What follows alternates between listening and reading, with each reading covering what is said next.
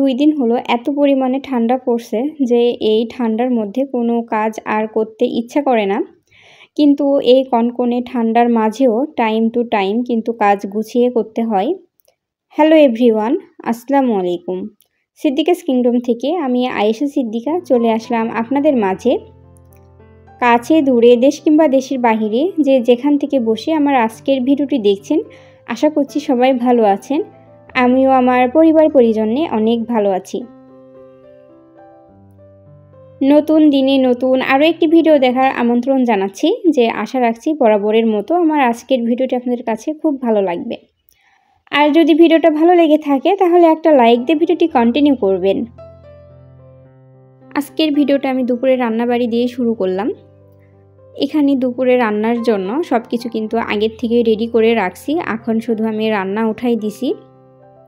আজকে মুরগির মাংস দিয়ে পোলাও রান্না করব, তো সেটাই এখন করে নিচ্ছি। আর মুরগির মাংসটা কিন্তু আমার রান্না করা হয়ে গেছে। আর পোলাওটা যেহেতু আমি রাইস কুকারে উঠাই দিব, এখানে শুধু আমি চাল ভেজে নিব। আর মুরগির মাংসটাও রান্না হয়ে গেছে। হঠাৎ করে 2 দিন হলো প্রচুর পরিমাণে শীত পড়ছে। ডিসেম্বরে মাসে কিন্তু এত পরিমাণে শীত ছিল না। এই শীতের মধ্যে তো কোনো কাজ ঠিক মতো করতে ইচ্ছা করে না, মনে হয় যে কম্বলের নিচে চুপ করে বসে থাকি। কিন্তু বসে থাকলে কি আর হয়, সংসারের কাজ তো সব কিছু একা হাতে সামলাইতে হয়।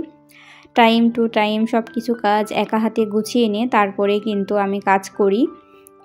আসলে কাজ যদি গুছিয়ে নিয়ে করতে পারি তাহলে কাজ করতে ভালো লাগে, আর অলসতা অত কাজ করে না।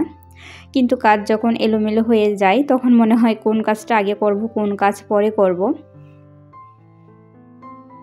ডিসেম্বর মাসে কিন্তু এত পরিমাণে শীত ছিল না, কিন্তু নতুন বছর পড়ার সাথে সাথে শীতটাও মনে হচ্ছে যে পড়ে গেছে।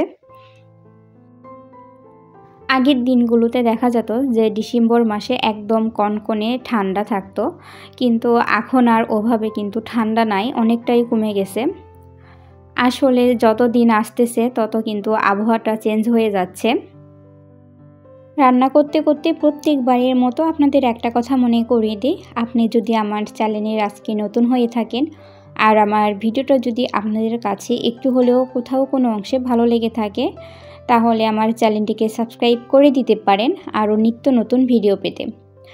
আর পাশে থাকা বেল বাটনটি অল অপশন চালু রাখবেন, এতে করে যখন আমি ভিডিও ছাড়ব আপনাদের কাছে কিন্তু নোটিফিকেশন চলে যাবে, আপনারা সময় সুযোগ বুঝে আমার ভিডিওটি দেখে নিতে পারেন। আর ফেসবুক থেকে দেখে থাকলে পেজটিতে ফলো দিবেন। যারা এই কাজটি করেছেন তাদেরকে জানাই অসংখ্য অসংখ্য ধন্যবাদ। এখানে আমি চাল ভাজি নিলাম, আর চালের সাথে আদা রসুন বাটা, লবণ, ঝাল যা যা কিছু লাগবে সব কিছু দিয়ে কিন্তু চালগুলো সুন্দর করে ভেজে নিছি। নামার পরে এখানে রান্না করা মাংসগুলো দিয়ে একটু মিক্সড করে নিব। আর রাইস কুকারে কিন্তু আমি পানি গরম দিছি, এটা শুধু এখন রাইস কুকারে উঠাই দিব। এই শীতের মধ্যে ঠিক মতো তো ভিডিও করতে পারতেছি না, আবার সঠিক টাইমের মধ্যে ভিডিও আপলোড করতে পারতেছি না। এই ভিডিও আপলোড করতে করতে আজকে একটু দেরি হয়ে গেছে। যখন ছোট ছিলাম তখন আমার কাছে মনে হতো যে শীতকালই ভালো, কারণ তখন তো আর এত কিছু কাজ করতে হয়নি। কিন্তু বিয়ের পর যখন সংসারের কাজ করি তখন মনে হয় শীতের সময় কাজ করা অনেক কঠিন, কারণ শীতের সময় তো সেভাবে হাত পা বের করে কাজ করতে মন চায় না। আর এই কনকনে ঠান্ডায় পানিতে থালা বাসন ধুতে যে কী পরিমাণে কষ্ট হয়। আর গরমের সময় যতই গরম হোক না কেন, ওই গরমের মধ্যেও কিন্তু একটা কাজ করে শান্তি পাওয়া যায়। যখন একদম কনকনে শীত পড়ে তখন আসলে কোনো কাজ করতে আর মন চায় না। তবে শীতের সময় একটা জিনিস ভালো, যে মজার মজার সব পিঠা খাওয়া হয়, শীতের পিঠা। তো আজকে আমি এখানে ভাপা পিঠা বানাবো। ভাপা পিঠা কিন্তু এর আগে কখনো বানানো হয়নি, তো ইউটিউব দেখে দেখে ভাবলাম যে তাহলে আজকে বিকালের দিকে ভাপা পিঠা বানাই। শীতের সময় এই একটা জিনিসই ভালো লাগে, যে অনেক মজার মজার পিঠা কিন্তু বানানো হয়। প্রথমবারে ভাপা পিঠা বানাচ্ছি, কিন্তু পিঠাগুলো কিন্তু একদম পারফেক্ট হয়েছে। আমি মাত্র কয়েকটা বানাতে চাইছিলাম, কিন্তু অনেকগুলো হয়ে গেছে। আসলে বাসায় মাত্র আমরা 2 জন, যখন বেশি এক পরিমাণে বানাই সেগুলো থেকে যায়, পরবর্তীতে সেগুলো নষ্ট হয়ে যায়। আসলে পরিমাণ ঠিক মতো বুঝতে পারিনি যে কতটুকু আটা নিব, তো যার কারণে পিঠা একটু বেশি হয়ে গেছে। ভাপা পিঠাগুলো একটার থেকে আর বেশি খাইতে পারি না, তো যার কারণে আমাদের কাছে মনে হয়েছে পিঠাগুলো একটু বেশি বানানো হয়ে গেছে। আর এগুলো যখন ফ্রিজে রাখবো তখন কিন্তু শক্ত হয়ে যায়, পরে আর খাইতে ভালো লাগে না।